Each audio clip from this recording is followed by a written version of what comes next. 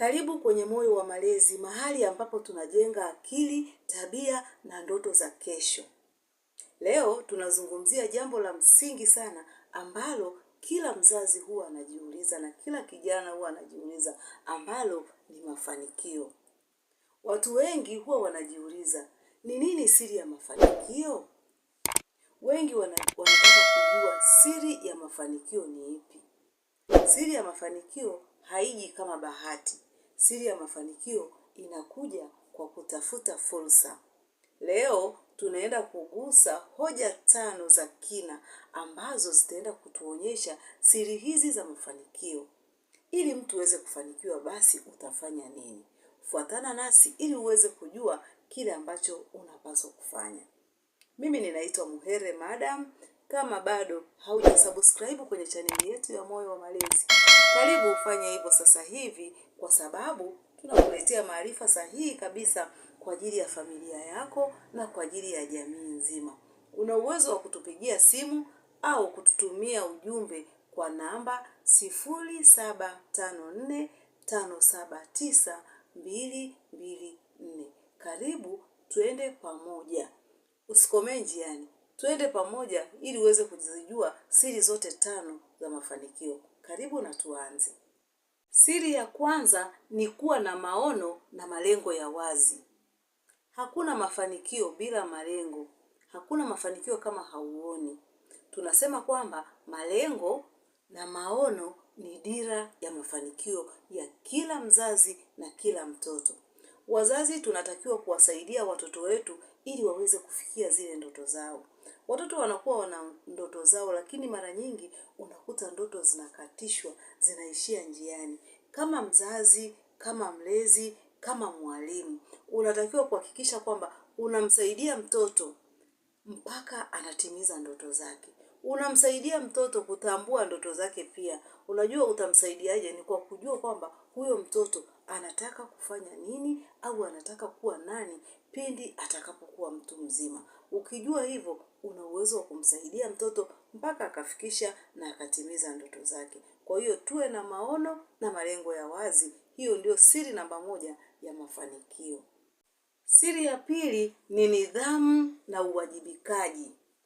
Kipaji bila nidhamu ni kazi bure.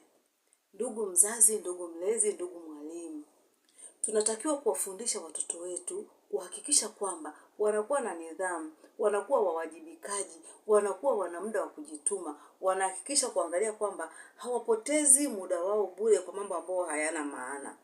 Muda ni pesa na muda ni mali. Ili mtoto aweze kutimiza basi ndoto zake na malengo yake, anatakiwa afahamu kabisa matumizi sahihi ya muda. Asipoteze muda wake kwa mambo ambayo hayana maana. Asipoteze muda wake kwa mambo ambayo hayatamsaidia baadaye. Yaani uhakikishe kama mzazi unamjenga mtoto wako kumsaidia ili aweze kutumia muda wake vizuri, ili aweze kuwajibika, ili aweze kuwa na ratiba, apangilie, atumie muda wake vizuri. Hiyo inaweza kumsaidia kuhakikisha kwamba anatimiza ndoto zake na malengo yake yanatimia. Uwajibikaji ni bora sana. Mtu anapokuwa na kipaji alafu ni mwajibikaji, huyo lazima aweze kufanikiwa katika maisha yake. Lakini kama una kipaji tu, alafu kipaji chako wewe una kipaji unalala, maana nini kitatokea pale? Hakuna kitu kitatokea. Kama una kipaji alafu unalala, hutumii kipaji chako, hujiendelezi. Mtoto anatakiwa afundishwe, ajifunze, apate maarifa mapya, akuze kipaji chake. Hapo anaweza kuwa na mafanikio. Hiyo ni kwa watu wote, ni kwa watoto na ni kwa watu wazima pia. Huwezi ukawa una jambo lako alafu umekaa tu ukategemea kufanikiwa. Hiyo ni ndoto ya asubuhi au tuseme ya mchana. Hoja ya 3 ni elimu na kujifunza kila siku. Tunasema elimu ni ufunguo wa maisha, lakini elimu sio ya darasani peke yake. Mtoto anaweza au mtu mzima anaweza akajifunza kutoka kwa watu wengine, ana uwezo wa kujifunza kutoka kwenye vitabu, ana uwezo wa kujifunza kutokana na sources mbalimbali. Kwa hiyo kujifunza, kupata elimu, kupata mafunzo kunamsaidia sana mtu kuhakikisha anaingia kwenye mafanikio.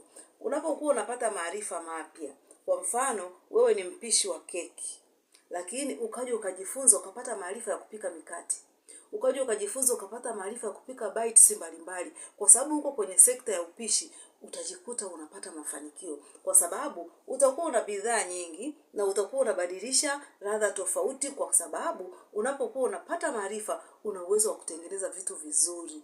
Kwa hiyo kujifunza ni njia nzuri sana ya kuhakikisha kwamba mtu anapata mafanikio. Teknolojia inakuwa, vitu vinabadilika. Mtu asiyejifunza atajikuta anabaki hivyo hivyo. Mafanikio yanakuwa ni ndoto kwake. Ndio pale sasa unakuta mtu anabaki anasubiria bahati yake. Anasema bahati yangu itakuja. Hakuna bahati wala hakuna mafanikio bila kuweka juhudi na kujifunza na kupata maarifa sahihi kwa watu sahihi na vyanzo sahihi.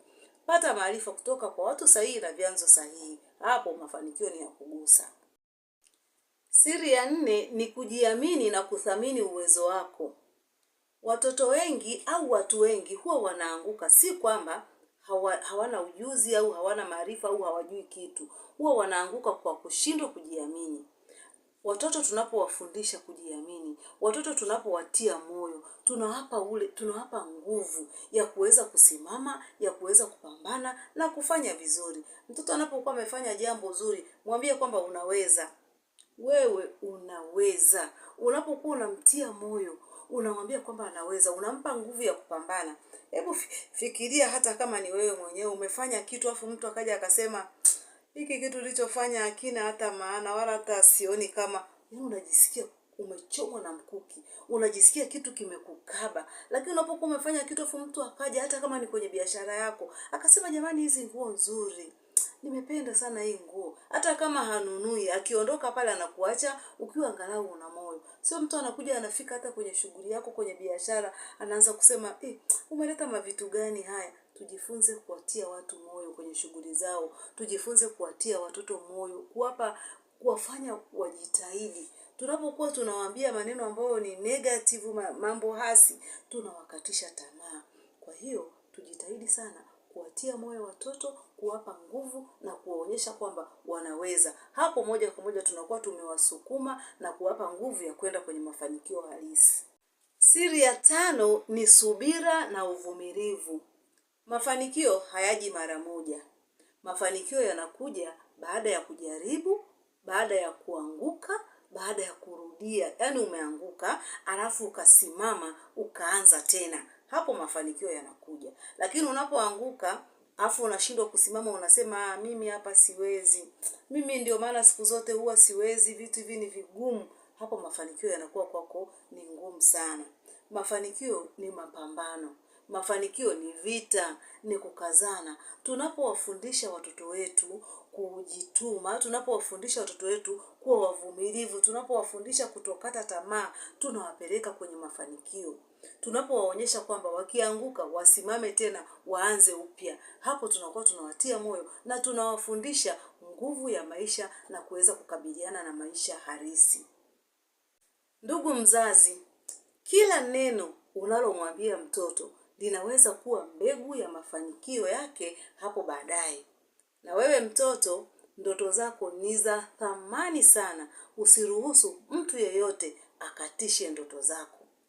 Una uwezo wa kupambana, una uwezo wa kusimama, una uwezo wa kusonga mbele, ili mradi wazazi, walezi na walimu wamekushika na wanakutia moyo. Hakikisha unatimiza ndoto zako. Ndugu mzazi, ndugu mpendwa, mzazi na mlezi, hakikisha mtoto anafika kwenye mafanikio yake. Bila shaka umejifunza kitu kipya siku ya leo. Hivyo usiache kulike video yetu hii, usiache kucomment kwenye video yetu na utuambie wewe unamsaidiaje mtoto wako kuhakikisha anafika kwenye mafanikio yake. Subscribe kwenye video yetu ili uwe mmoja wa familia ya Moyo wa Malezi. Asante kwa kuwa nasi. Tukutane tena kwenye video nyingine inayofuata na Mungu mwema akubariki sana.